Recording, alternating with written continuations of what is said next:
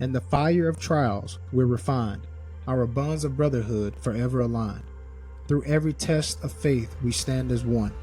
Forged in the furnace, our hearts are one.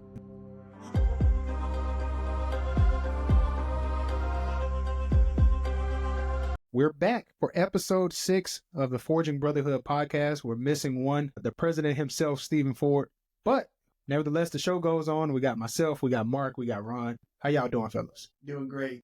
Doing great. Good, man. Glad to hear. We're nearing the end of season 1 with episode 6. Got 4 more episodes and looking forward to talking about this discussion. It's going to be a good one. I think a lot of people are going to benefit from it. I start with myself and then extend that sentiment forward.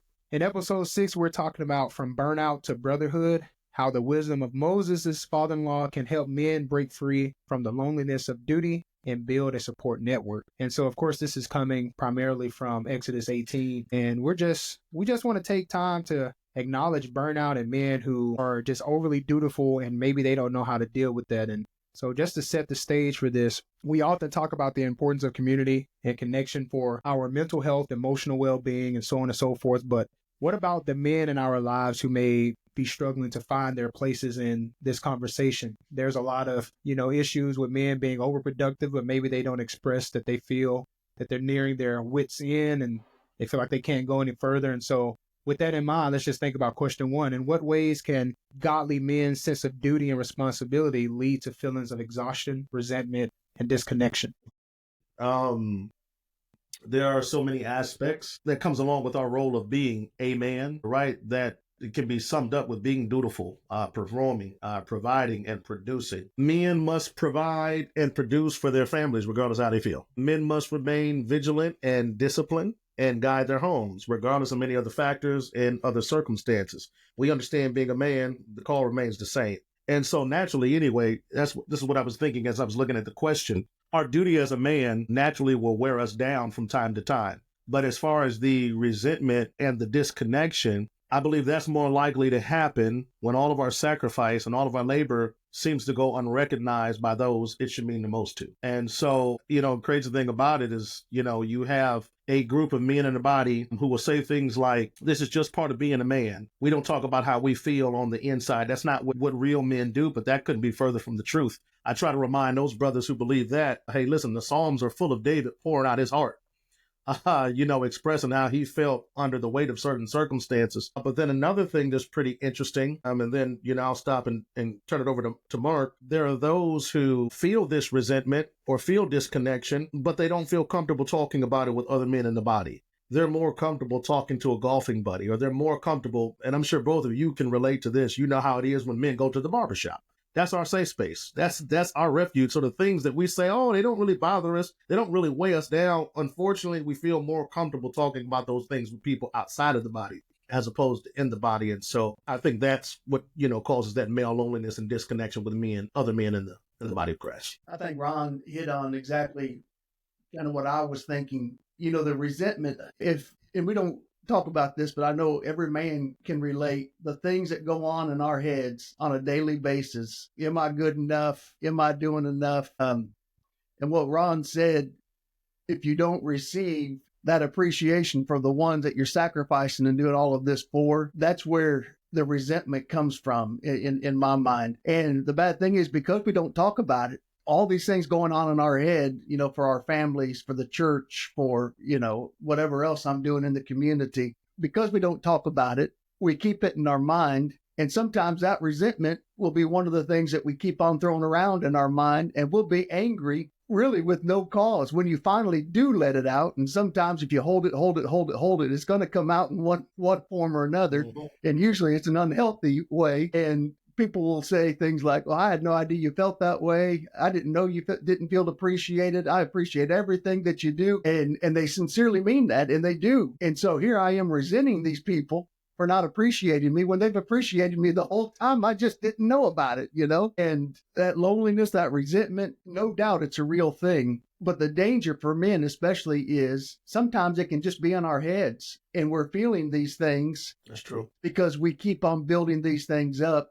And don't talk about it. Don't let it out. Don't speak with the people. that maybe need to know how we feel. And what man is going to say, well, I just want you to appreciate me today? I'm not going to lie, I would struggle with that. It's like you want people to intuitively know Exactly. that they should thank you, right? It's like, well, I just took the trash out.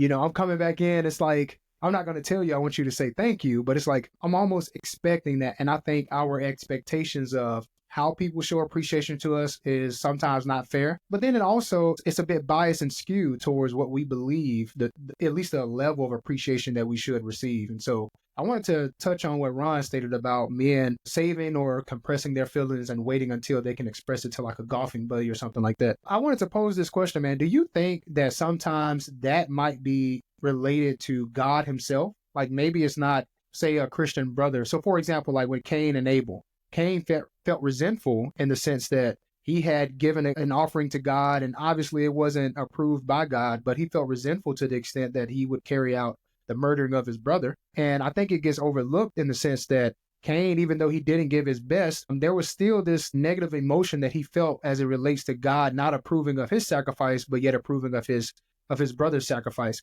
Do you think sometimes we can be resentful of God that would make us not want to talk to other Christian brothers?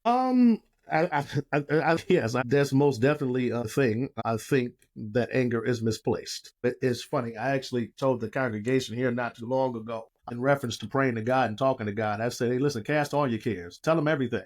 And I remember telling them, yeah, even if you're upset at him, and man, you can hear the crickets. Yeah. I said, oh, you think you can't tell God that? So you're going to sit there and act, you've never been upset, at God. It's a real thing. And I'll just say, yes, I think that anger towards God can rear its face by not talking to other brethren. I remember a long, long time ago, man, I was struggling through ministry. And I'm going to be honest with you, I was mad at God. Why am I going through this? And I would say there was some jealousy involved because I'm looking at my ministry, comparing it to other people's ministries. Man, everything's going great for them. Come on now, God, you know what I've sacrificed and what I put into this thing. And why is it so difficult for me? Why does it always seem like it's an uphill battle? And I was kind of isolated in that pain and that disconnect. So again, yes. Yeah. I heard a quote a long time ago, right? Comparison is the thief of all joy. Yeah. And we think about how guys, and Mark, I wanted to address something that you mentioned too, but when you talk about the issue of resentment, man, there have been so many people that have either been upset with me or maybe I've been upset with them, but I didn't vocalize that I was upset with them. And so now I feel a certain type of way towards them, but they have no knowledge of it whatsoever. Why do you think men struggle to express maybe their discontent or their dislike of someone's dealings with them? Why do you think that's so difficult for us to do? I can't speak for everybody, but I know with myself, I don't like confrontation at all. And I know if I bring something up, it's going to probably lead to a confrontation, which even though I know that could be healthier in the long run, and especially as a preacher, but I'm sure all Christians feel the same way. I feel a big responsibility to keep the peace. That's one of my biggest jobs, keep the peace within the congregation, because I don't want to be a troublemaker, which is not good. It's not healthy. And, something that Ron talked about, which related to this. Why do we feel so comfortable at the barber shop? Well, my barber, every time I go in there, his is a little bit different. He has appointments every 20 minutes, so it's usually just him and me in there, unless the next guy shows up a little bit early. But right off the bat, he asks me how I'm doing. Do I have any trips coming up? He knows that I travel internationally and he's interested in that. Anything interesting happened on your last trip? And he will ask personal questions. How do you deal with being alone for that long, without your family? And those are great questions. And it's just comfortable talking to him about it because, number one, he seems interested. And number two, he asks me about him. And one of the things that would help avoid conflicts is just to know each other better. Ask those personal questions, because it's so much easier. Like I have no problem if I have a problem, with something my wife did or didn't do or whatever, talking to her about it because I know she cares. I know she knows I love her and we have this history of a relationship, and, that fear of conflict is not there. With her, because I'm so comfortable with. That's what we need to get. And I could tell my barber things that I think he might not like, that I can't tell my brother in Christ that's been my brother for all these years that we've worked alongside with. because I don't know him as well. And maybe I don't think he's as interested. And so I think spending that time together, forging that relationship together will help take care of conflicts and make me a lot more comfortable to approach somebody. But also, I've got to be that to other people. It's not just that nobody asks me how I'm doing or where my next trip is and how I'm dealing with loneliness while I'm over there. Am I asking other people those important questions? And, that's just as important as anything else. I was thinking to myself, well, a lot of times we don't feel like people care, right? Sometimes our analytical minds and our sense of logic and rationale get us in trouble, right? Because we have an expectation. Well, if they did care, they would have did ABC. It would have been, it would have been demonstrated this way. And so, unfortunately, Mark, I'm on the other side of that coin. When you said you don't like conflict, I'm ready for it. But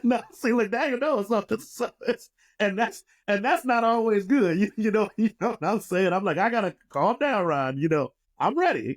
And so a lot of times you just keep that to yourself, you bottle it up, but again, it's problematic.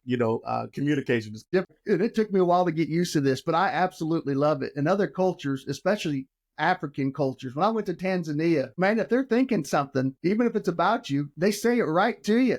And it's not offensive for some reason. I don't know why. But if somebody here said that to me, it would offend me. I'll never forget. I don't know if you guys know Christopher Mwakabanji, if you've ever heard his name. He's a Tanzanian. He came over and studied at the Memphis School of Preaching, and he and I became close. But anyway, I went over there on my first mission trip to Africa was where he was. And I'll make this quick, but we were talking about preaching and voices and things. He said, and it's true. Everything he said is true. He said, I've got a big, deep preaching voice. He says, and Mark, you have a little girly voice. Man, he just said that. I said, man, you can't say that to somebody. He said, well, I did. And it's true. I said, well, you're right. But, Ron, it's weird. I like when other people bring up the controversy to me first. I like people like you. I like it. It's not that I'm afraid of controversy or conflict. I just don't like to be the guy that initiates it. Right. And I like people that don't mind initiating it because I don't mind dealing with it. It's just the start of it, I know a lot of people like that. Yeah. Is when it comes to conflict. So, for example, if you know that you need to go and address a situation, say, for example, someone wronged you and then maybe you wronged the same person that you thought wronged you and they come and confront you about it. And then you say, oh, man, it's the perfect opportunity. Let me tell you what you did to me last month. Like, did you forget this? One of the things I thought about, too, just listening to both of you, we have confirmation bias. And so pretty much the idea that when I assume something or assume a way that a person is supposed to behave or respond is usually an extension of how I would behave or respond in the situation. To be honest, that's just unfair. I can't apply the way that I would behave or respond to another person and then force them to live up to that standard. It's just not the same because people are different. We have different ways of expressing love and or dealing with confrontation, and it's not necessarily right or wrong. It's just that we're different according to our personalities. And one of the things that this question that we're addressing speaks to is this feeling of exhaustion. And I'm just going to be honest with you. I think when it comes to being dutiful, providing, protecting, and it seems like this never-ending cycle of just produce. Even compliments, it seems. You ask yourself, what is the purpose of a compliment? When someone says, oh, that was, like say if you work overtime at your 9 to 5 and someone says, oh man, thank you for, just doing those extra, we appreciate you so much. And they give you the round of applause. And it's like, well, you take the time to reflect on it. Not saying the compliment wasn't genuine, but the way that we in the West look at it, what does it mean? Well, we would like you to do that again if need be. We would like you to produce like that again. And so what about this idea of exhaustion? Do you two have anything to add to that part of the question? This idea of when men feel exhausted, why it's so difficult to express that part to people? I told my mom one time, man, in reference to preaching, I said, I know there are people who genuinely love me. God has blessed me and allowed me to cross paths with some wonderful people. You brothers are 2 of them. But I do remember telling her I can't help but feel like a lot of the love that comes my way is based off of something that I provide. Like I know if I stop preaching the gospel, Daniel, you're going to love me. You're going to understand that I'm still a Christian. Mark, I believe if I tell you, hey, listen, I've got to take some time off. I'm going to stop preaching the gospel, maybe just for a year. You're not going to look at me differently. And oh my goodness, you're abandoning the faith. It's so, kind of tying into what you were saying, Daniel, about those compliments. Sometimes it's like, well, yeah, you're pretty much telling me to keep on going. And so, yeah, I think that's why it's difficult, man, to admit. I think for me, it's what else am I supposed to do? This is what I'm supposed to do. Just push on, just push through, just move forward. That's the issue and again, it's kind of sounds like a dark take, but I think that's the issue, the sort of subtle issue with compliments or with stuff like if someone says, "Oh, I'm struggling, brother, just keep going. I'm thinking like, I don't necessarily need to hear that. Like that's not going to benefit me right now, Mark, a good brother that we both know, I won't say his name, but he connects me and you. So with me saying that, you should know who I'm talking about. He had a situation going on, devastating situation going on in Oklahoma, and comes forward, he pours his heart out in front of the congregation. And I'll never forget this, man. His sister comes up to him and looks him in his eye and, "Oh, I just want you to know I'm going to be praying for you." I mean, his brother crying, brokenhearted, okay? And as soon as she said, "Listen, I'm going to be praying for you," turns around, look at her family, yells across the auditorium, "What time the steakhouse close?" It was, that was my first dealing with that, like be you want to feel, I hear you. Yeah, we heard your issue, but we've got other pressing matters, and that's the steakhouse. We got to beat the Baptists to lunch, so horrible situation. Horrible situation. It sounds like to me, we feel like nobody can understand. And so since nobody can understand, why tell somebody? Mm-hmm. But all three of us are proof. And if Stephen were here, I know he would feel it. We all understand, everything that we're saying, I can completely relate to, your problems, because I've got them too. And so maybe not just grieve my exhaustion in front of everybody, but find somebody who does understand and who does care. And even if they can't fully understand, loves me enough to be there for me, because that's, and again, I know this podcast is not just for preachers, it's for all men. And I think all men everywhere can relate to what we're talking about in their jobs, even if it's not preaching. But we feel like it's my job to do this. And if I express my exhaustion, then people are going to think I'm failing at my job. And so I just don't. But what do? We call other preachers because we know they'll get it. That's right. And they're not going to go just running around with the information. They're not going to think less of me because of it. We've got to, as men, and this is what this podcast is all about, have a brotherhood of people who, number one, get me and care about me and can give me the help I need and give me some advice, Amen. Time. Amen. That's the unique thing, guys, about preaching the gospel, our profession in particular. Our wives are right there with us. That's right. On the battleground, right? But even with that being said, there are just things that Ashley will never understand that you guys will. Yep. You understand what I'm saying? It's like you guys pick up the mantle and do the same thing that I do every week, week in and week out. So it's just certain things you understand. And, even in some of the advice, my wife will say, "Well, maybe you should try this. Maybe you should try that." I'll be on the other side of that thing like, "Yeah, that probably ain't going to work." No, I know she means, well, yeah, that ain't going to work, And, Ron, what you're saying is not only can she not truly understand, but number two, and this goes into the exhaustion part, I don't want to pile on her. Right. That's right. That's right. That's right. That's right. And so I don't tell her. That's right. Thanks, but right. I don't mind bringing Ron and Daniel down with me. I was just thinking, I said, sometimes I just try to keep certain stuff away from her, but because if she finds out, she's going to be more hurt than me, because like the mama bear, if somebody here's causing me problems or causing me hurt, she'll be ready to attack him. I told you I don't like controversy. Yeah. She's not one bit afraid of it, especially when it comes to me. She'll fight you. And so she got to protect her man. I get it. Yeah. But Danny gonna protect her man. I get that. Yes. I've seen her in action and it ain't pretty. Daniel, you've seen this before. You've seen it up close and personal. You know my attitude. I'll take it. Dump it on me, insult me, hurt my feelings. I don't function well when somebody directs that towards my wife. Or if the problems spill over to my wife. That's going to be handled totally different. So for that reason, I just distance her from certain things. I'm like, nope, I'm not gonna. Yeah. I'll just keep that to myself. Exactly. Yeah. And I think that's part of the things that I wanted to touch too. When you mentioned the barbershop and how men sort of easily express themselves in the barbershop with the golf buddy or anything like that. I think also you can attribute that to the pretenders that we may have in Christendom. But what I mean by pretenders is easy to see when people have For example, like imposter syndrome. You're a Christian, but you're not necessarily living out your life the way that you profess in your faith. And so your actions contradict your beliefs, and beliefs contradict your actions, vice versa.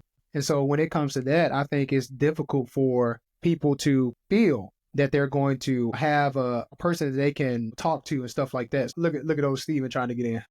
Yeah, he just texted me. Tell him it's a $50 late fee. There you go. Yeah, I just looked down and saw that. Like, look at him. I told him $50. Mr. President. Mr. President. He's still out here to defend himself. He knows we've been talking about him. What's up, fellas? What's up, Hey, fellas? David. How you doing, man? Man, excellent. Glad to see your faces, man. Yes, sir. Good to see you, man. Good to see you. We actually we're running over to question 2 now, so you're just in time for that one. All right. They've given these 2 brothers have given their expertise on question 1. Wow. Okay. Question 2, we're looking at. I think we'll specifically go into Exodus 18 here a little bit, but in what ways did Moses prioritize his responsibilities over his own desires and/or well-being? And what does that teach us about the dangers of focusing on being dutiful only? Well, we see there in chapter 18 of Exodus that, I mean, it's exactly what Moses did, like the question is suggesting there. He placed his duty above his well-being. And, I thought to myself as I was reading it, he might have chosen to do that based upon all that he had seen and all God had brought him through up to that point, right? So God chose him for a specific and special task to deliver his people from Egyptian bondage, and to lead them through the wilderness. And so again, everything that he saw, the Red Sea being parted, the bitter waters of Marah, the manna and the quail, the battle against Amalek. So up to that point, he had at least seen what can be accomplished with God on his side. So maybe his mindset might have been, okay, regardless of, me trying to judge this people. I think the people were numbered at about 2 million people at this time. But regardless of the potential for that to weigh on him, he probably had the mindset that said, well, hey, listen, I can just push through again because I've seen what God has done before. And I think God will do again. What we can learn from it, and I don't want to, spill into the next question because that's getting into, the advice. But what we can learn from it is, first of all, it's okay for us to consider our mental, emotional, and spiritual well-being in the midst of our service. I heard another gospel preacher say it's okay to believe in Jesus and have a therapist. And I laugh every time I hear it. Because we say, oh, no, if you're leaning on the therapist, there's something lacking or deficient in your faith. Absolutely not. Absolutely not.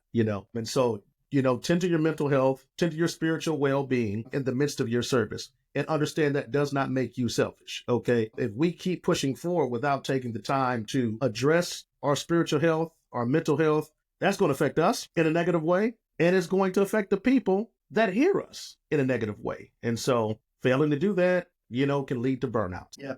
Ron, what you just said, and you think about where Moses started when God first called him, he tried to get out of that job. He didn't want it. He didn't want it. Exactly. He didn't want it. And somebody else, and his growth from, I don't want to do it, to the other extreme, I got to do it all. And again, I think this is something men can relate to. When I first started preaching, I started preaching before I went to preaching school. And that's a whole nother story. I won't go into all of it, but it's a good one. Maybe some other podcast. But for whatever reason, I thought I was ready. My dad was preaching just on the other side of town. And my first few Sundays, we'd go over there and he would help me write my sermons, which means he wrote them and I preached them. But anyway, so I went from that, probably more confidence than I should. Well, definitely more confidence than I should have. But within my first year, I had 2 elders resign and leave to other congregations. Some people started, and it was horrible. Thinking at that time, there's got to be something better I can do with my life than put myself through that. Well, I ended up going to preaching school, and that was a help. But I came back. But what Moses is, I can, and whether he was thinking this or not, but I can feel him. I want to do a good job, and nobody can do it as well as me, which is false. So it's my responsibility to do it all, And when you do that, people will they'll let you do it all. And so his responsibilities, if he was feeling like I have felt, why are you doing all this, Moses? Well, because it's my job. This is what God expects of me. And if I don't do it, it's not going to get done. If somebody else tries to do it, it's not going to be done as well. So I've got no choice. I've got to do it. And that's responsibility, which is a great thing, that feeling of responsibility. But all those other things are not true. Yeah, I have a responsibility to God and the work that I do, but I don't have to do it all by myself. And that's what I think got Moses in the position he was. And I think that's what gets so many of us men in the position that we find ourselves sometimes. Our serving to God and service to others, whether that be on the job, etc., doesn't have to be to the detriment of our own health, whether that be mentally, spiritually, physically. So, for example, you can expand this to so many facets of our lives. If I prioritize duty, responsibility, production, all of that stuff as a man to the failure of, say, i.e., physical health, well, now my physical health is beginning to decline, and there's a part of my identity that is wrapped up into my physical health, and rightfully so. My ability to walk, my ability to stand, my ability to mobilize. When all of those things begin to decline, and then now I'm expected to, or attempting to carry out something that is all dutiful, well, there's going to be this resentment as a result of that because I can no longer perform like I once was. Mentally speaking, you begin to think that, okay, I don't want to let this person down. And so I'm going to internalize, I'm going to compress until you're ready to explode and erupt. And it's all because I don't want to disappoint the person who's giving me the job. And like me, I know growing up, I hated to feel like I had disappointed, say, like my father or someone that I looked up to, because if they gave you that responsibility, it shows you a level of trust that they have in you. And so I don't want to let you down. Like, yeah, I'm struggling with something. Right? This is incredibly difficult, but I feel that to voice it is going to then make that person feel like, oh, I couldn't handle the job.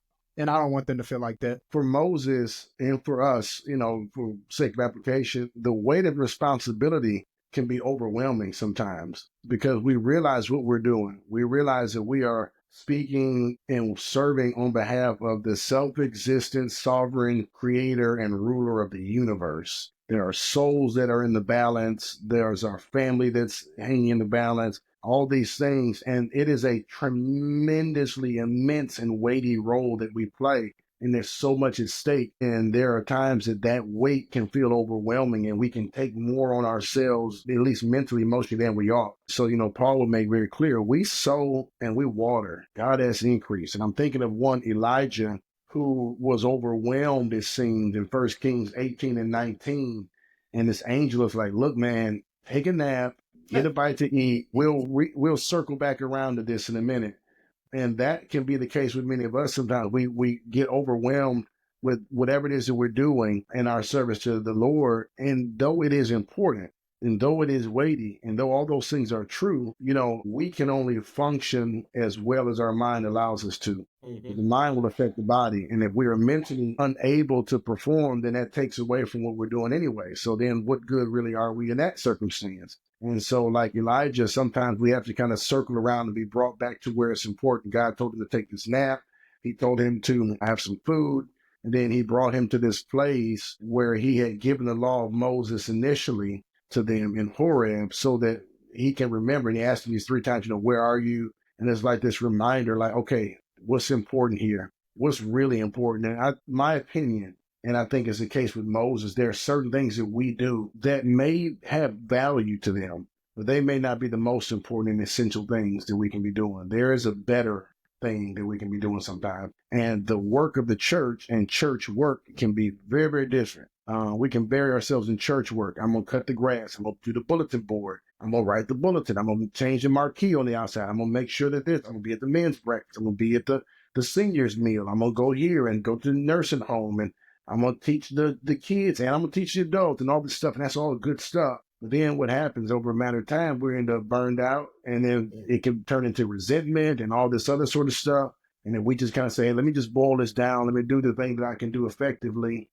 And kind of allow others to do their thing so that we can be healthy serving together. I think that having that balance is good. So the weight of responsibility, I think, makes us feel more obligated to do more than we should be doing. I don't think God even has that expectation on us that we should do everything. Can I add to what you were saying, Stephen? No, sir. Anyway, so I'm adding anyway, and I want my $50 entry fee. Yes, sir. Yes, sir. But I heard a preacher say that sometimes in reference to the preacher's work, we like to leave those epistles and add responsibilities that are not there. So like even in reference to what you're saying, putting more on you than you ought, that's kind of expected. You see what I'm saying? And I don't want to say too much here because it's going to go into the next question, but I was like, everything you just said, you're going to go visit, then I'm going to go to the men's breakfast, then I'm going to go, and I'm thinking to myself, as you're naming all of this, that's just a regular week for the preacher, and it's expected. And then Look, when you I just say, left the men's breakfast, I know.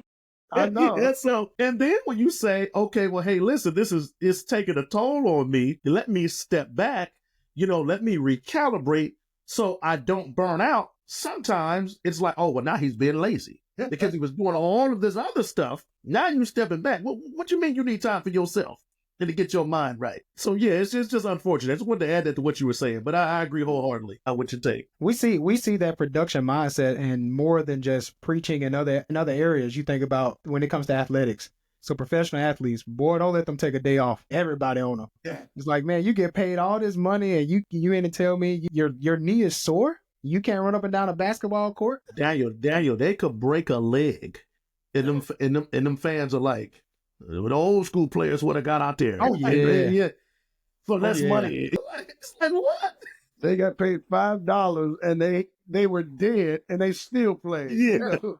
Back in my day, We saw that with Kevin Durant, too, when he broke his leg. I mean, the dude literally hobbling on the court just to prove to the fans that he was injured in the first place and then ended up aggravating the injury further. Yeah, so, and having to sit out, I think, 18 months or something like that. Just crazy. But I did want to touch on what Stephen mentioned. There is a level of, with the weight of responsibility, we can begin to overextend ourselves. And sometimes I think ignorantly. And God never intended it to be that way in the first place. Like I believe there's a great deal of Christianity, according to Galatians 6 anyway, that we are supposed to share the burdens with other people. It's really the only way we can make it. You think about a team sport, basketball, we were just alluding to that. Man, if you try to go 1 against 5, the odds of you winning are slim to none. There's really no chance in trying to take on the weight of the world by yourself. And Stephen also he alluded to some of the responsibilities that men face. So, for example, when it comes to preachers and men who teach, not many of you should become teachers, my brothers, for you know that we who teach will be judged with greater strictness, James 3:1. The responsibility of teaching and preaching. Well, God takes that seriously. And there's a level of that I think if we begin to internalize it to the point where now it has to be, and I think I've seen it with some people, it's just so overly strict and so passionless because I'm trying not to. The only thing in my mind, I'm thinking about, I'm not trying to mess up. I don't want to mess up. I want to make sure that I please God. And you can please God and still have the passion. You can still be full of passion about what you're doing and or teaching.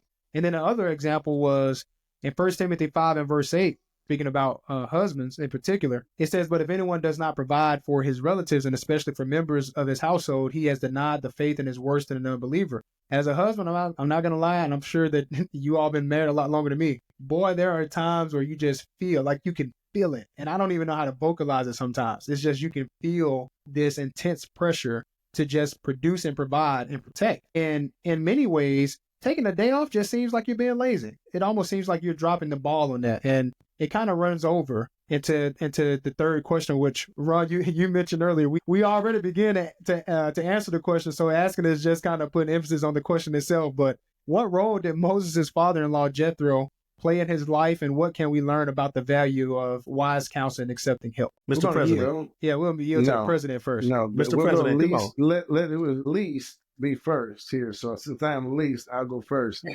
Least among you guys, man. I poured that already, man. I poured it at the beginning.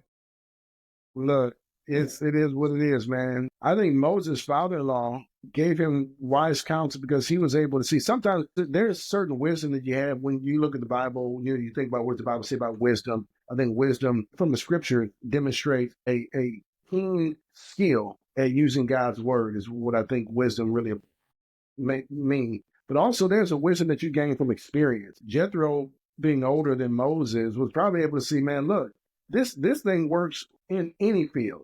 It doesn't matter if you're a farmer, if you're a herdsman, a parent, whatever. Man, many hands make light work. And so if you're constantly trying to do too much, you'll end up in jeopardy. And so Moses, his father-in-law, gave him great counsel and likely may have saved his faith potentially. You never know. I don't want to overstate things and insert something that's not there. However, we can see the damage even in our practical everyday lives that it can being overwhelmed can play. There are people who, they're preachers who get burnt out and so they walk away from the pulpit. Does that mean that they're not needing the pulpit anymore? No, absolutely not. But they may be to the point where they just are done with it. And so his father-in-law gave him some great advice. And it helps us, at least for me as I look at it, to look at the biblical principle. I don't think you can start from Genesis, go all the way to Revelation, and you'll find that God has always desired that we will be working together. But he even said, man, if you look in the Bible in Genesis chapter 1, good, after each day of creation, and then God looks at man and said, it is not good. The man should be alone. Well, there is some togetherness, lightening the load. They help meet for Adam. And so if you look at it, starting from there, and then you go further into the priestly duties being shared among various individuals. You look in the church, Paul is telling, well, first, Jesus, he didn't do it all by himself. He had men to go and preach. And he said, hey, y'all go, Matthew 28, 18 and 20. Hey, y'all go and do this again. Make more people that's just like you guys. They can help you guys continue to do what you're supposed to be doing. 2 Timothy, 2:2. Hey, Timothy, go find some other men that you can trust and that can be dependable and help them to do the same thing. And so if you just follow the biblical principle from the old to the new, you'll find that what Jethro said was right on time. And not only so, it was in harmony with the will of God, that there should be a multitude of people working together to accomplish the goals. Jethro played a major part in Moses' life. He provided him shelter when he was on the run. He provided a wife for him, right, in the form of his daughter Zipporah. And he showed himself to be helpful to Moses during his ministry. I believe Moses' family originally went with him when he was on his way to Egypt, but he sent them back. And so they stayed with him. And so he showed himself helpful. And so he told Moses, listen, what you're doing, it's too hard for you. It's going to be too hard for you, and it's going to be too hard for the people. You're trying to judge, again, this, 2 million people, by yourself from sun up to sunset. You're going to kill yourself, and you're going to kill them. Could you imagine being the 2 millionth person in line? You understand what I'm saying? You talk about anger and resentment, man. I would have been in the back saying something. 2 million. You understand? You the last one. So you look at it both ways. He's exhausted, then you in the back. You exhausted. Hurry up and judge, Moses. You know what I'm saying? I'll be feeling like that in Walmart line sometimes. Real. So he tells him, listen, find able men who fear the Lord, men who hate covetousness, and let those be the men who, help you in this task of judging. You do not have to do this by yourself. And I have another note that I wrote down here as Stephen was talking. It's okay to delegate. It'll get things moving along. And so this is not just a preacher thing, but I know we can all agree, having worked with different elderships in the past, right? Sometimes it feels like there's got to be a committee for the committee for the committee for the committee before we can get something in action. Because unfortunately, even from that end, the thought process is, well, we have to do it all. And it's like, no, listen, it's okay to delegate, find and some able men, spread this responsibility out, so we can get this work going. And so what we can learn from this, I'll just say in short, it's good to accept wise counsel.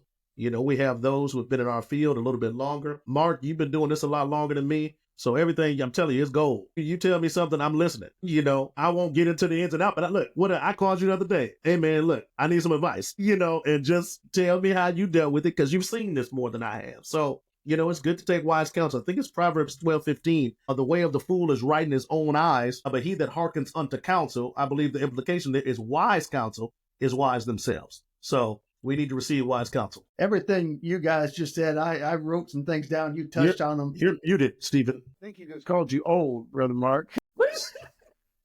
He's a young pup. Young Mark, yes, sir. Number one, you guys alluded to this. Jethro didn't just show up from the clear blue and start giving advice. He had given Moses a place to go when he had no place to go. And Ron, everything you said that he had done for him, he proved himself. And then the thing I love about this, when they meet, number one, you can tell what kind of respect Moses has for Jethro. He bows to him. You can tell this man's important to him. Jethro prepared Moses to heed this advice way before Jethro ever gave it to him because of the way he treated him. And then number two, he takes time to listen to Moses. Look at what God has done for us. And then you remember Jethro says, I can tell now he's a God above all gods. You know, Jethro, well, I won't say he's a complete converted believer, but he's much more of a believer in the Almighty God than he was before he met Moses. And so he sees this, and now he knows, man, he's got an important work here, and he witnesses it. And, you know, sometimes I don't know if you guys know this, you'll probably hate me now because you guys are all former basketball players, but I used to referee basketball. And here's something that referees don't like to admit, but it's true. Sometimes those people in the stands can see things better than we can because we're right down there amongst the people, amongst the players. We've only got one angle to see it. And this guy 4 rows up, he might have a different angle. He may have seen it better than me. You know, Jethro comes in from a different angle. You know, Moses, because of his sense of duty and responsibility, all that God had done for him, it's the least I can do for God. It's my job to judge these people. Jethro sitting up there in the 3rd or 4th row, and he's saying, man, this Moses, you're missing something obvious. And let me just give you some ideas of how to handle this. And man, what a difference it made for him. Like I said earlier, you know, we had this responsibility. And man, when I first started preaching, and I don't know if you guys were like this or not, I felt like, well, I'm the one getting paid, so it's my job to do everything. And so I did. And people let me, and we did okay. But the problem with that is people get used not to doing, and that's my fault.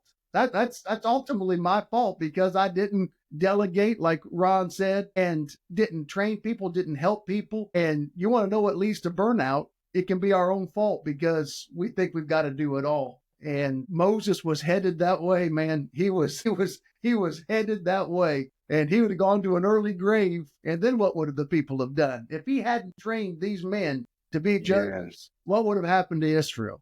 You know, exactly. God would have found another way, I know. But what would have happened? Man, you're talking about a tragedy and devastation. Jethro saved. Man, what a role he played in the salvation of the Jews. As a Christian, you'll be surprised. There are so many other people who would allow you to live out your belief and your faith more than you are willing to do so yourself. An effort to, for example, I believe that I have to do all of this by myself. Boy, hey, ain't nobody gonna stop you. They're going to allow you to do it. They're going to allow you to keep working. And I think we just got to call this what it is. This was a failure on Moses' part to delegate, to take some of the pressure off himself because he didn't set limits on himself, understanding that he had an energy level, he had time restraints, and he had things that he just could not do alone. And so this failure on his part, Jethro didn't take advantage of it and say, oh, well, I'm just going to, add more to your plate. Jethro, being an older man, having seen that, he came in and said, all right, let me help you out with this. Moses didn't ask for help. Jethro stood in, offered him help. And what Moses did that someone like me can learn from, receive the help. That's it. Receive it. Mm-hmm. I think that's one of the biggest struggles. It's like you got to receive the help. And for those men who see another brother struggling, and maybe it's the case that you may not have all the answers, but if I see another brother struggling, I don't necessarily have to wait all the time for him to reach out and ask for help. Just offer the man, a solution. It doesn't all have to be a problem all the time. But Jethro saw something on day one that Moses couldn't see. He was right in the midst of it. And Jethro comes and says, man, what are you doing? What are you doing? And he saw it from day one. And the problem is, if I don't delegate, if I don't help train people, and I try to do it all myself, my talent might stop right here. And that's as high as the church is going to go. And other men around me, other women right. around me. That's right. That's as high as the work is going to go. But if I get people, why should I be taking care of IT stuff? Daniel knows my first and only problem with this podcast is how difficult is it going to be to get on each time we record? He said, brother, all you got to do is just click a link. I said, I can do that. Why should I be in charge of IT at the church here? That's just dumb. When you've got talented people, they're going to take it to a level that I can never take it to if I don't delegate. Exactly. Oh my goodness, I totally agree. And it could be the difference of something succeeding versus failing, right? Like just recognize, like, okay, these are outside of my talents. This is outside of the resources that I have. But you know what? I know somebody who has more resources. Their talents are a little bit more applicable with the job description. I'm just gonna, offer that over to that person. Mm-hmm. So as we continue to, I guess, prepare to wrap up now, I mean, we touched in that. See, that's what I love about it, y'all. We be touching these next questions. Don't even have to ask them except to emphasize the question itself. But when we get to the practical part now, how can congregations, how can individual Christians, how can we do it together as a whole? But how can we essentially offer some practical steps that we can take to help these overworked, these struggling men who may not speak up and tell you that they're struggling, who may not speak up and tell you that they are resentful? What are some practical steps that we can take to help alleviate these brothers? Well, I would say, even though you just said it's hard to do it, got to encourage these men to admit when they're burned out, man. You've got to admit it. That can be a difficult thing. You're struggling. Say something about it. Daniel, you said it earlier. The second thing is, man, if somebody's willing to step up and help you, to help take some of that weight off of your plate, you have to receive it. The third thing that I want to say is we need to continue to reinforce the message, okay, that church work is not a one-man task. Man, I can't say that enough.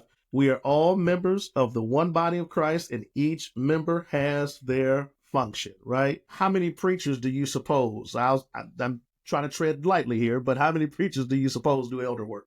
How many preachers do you suppose are viewed as the congregational evangelist, in that, okay, he leads all of the evangelistic efforts, and because he's here and we're paying him, nobody else has to do anything else? It's not practical. It's not a one-man task, right? And so we need to reinforce that. If we don't, we'll burn out and we'll crash, man. Stephen mentioned it earlier in Timothy 2:2.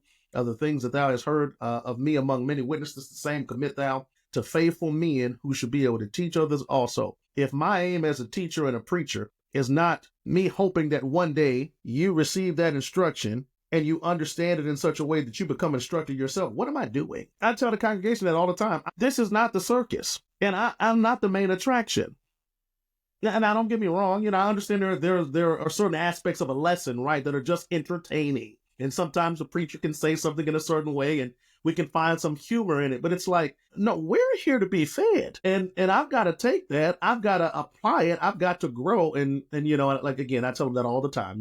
My hope is that one day you will receive the instruction and that the instructed will become instructors themselves. We have to normalize non-titled men in the congregation taking on some responsibility. And I think, and even encouraging that, because it could be so where, as Stephen mentioned earlier, the responsibility that comes along with a said title can push us to our wits' end. And so we begin to take on duties and tasks just because we may be the preacher or the elder. And so, whatever title we may hold, but I think that we can, if we begin to normalize brothers in the church taking on some of the ranks, encouraging them to do stuff. Because here's the thing, I heard this quote a little while ago, but so much of winning is simply surviving until help gets there. And so if I know that, our brother is struggling, and maybe you're listening to this and you say, well, I don't have anyone around me that can provide any immediate assistance. Well, now that's the time, at least in my estimation, that I brought in my scope,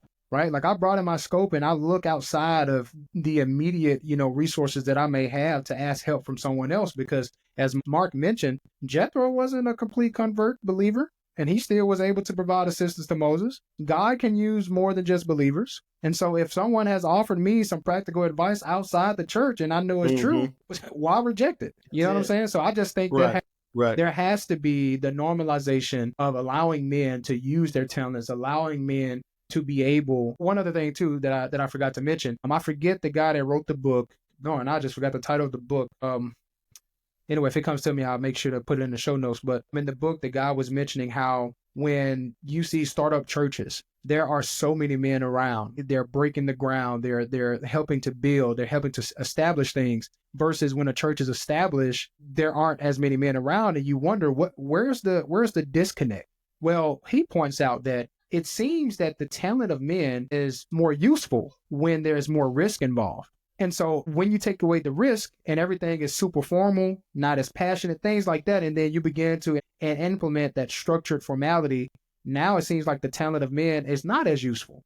And so that's why I try to encourage the guys, look, man, you don't have a title. So what? You're a Christian. You're a believer. Let me encourage you. Let someone else encourage you to get up, stand before the people, use your talents, whatever your talents are. just get up and use your talents. I was going to ask you about all of your questions, just in reference to, like you just said, men not necessarily having titles and serving, and then everybody understanding that they have a role to play in the body. I think about one of those battleship cruisers, right? And you think about how many soldiers one of those battleship holds. And imagine you get to tour it for a week and you go around from soldier to soldier. You ask them what their duty is, what's their function. How many of them are going to tell you, I'm just a passenger? That's good. That's good. Yeah. Every soldier is going to tell you, I have a specific duty, I have a specific task, and we all together help this battleship cruiser operate. And I'm like, man, if that ain't the church, we got to understand that. That's coming to a sermon near you soon. Hey, I'll tell you, look, that, Yeah. hey, I'm not Appreciate going to that, give brother. you any credit for it, but I'm going to steal it.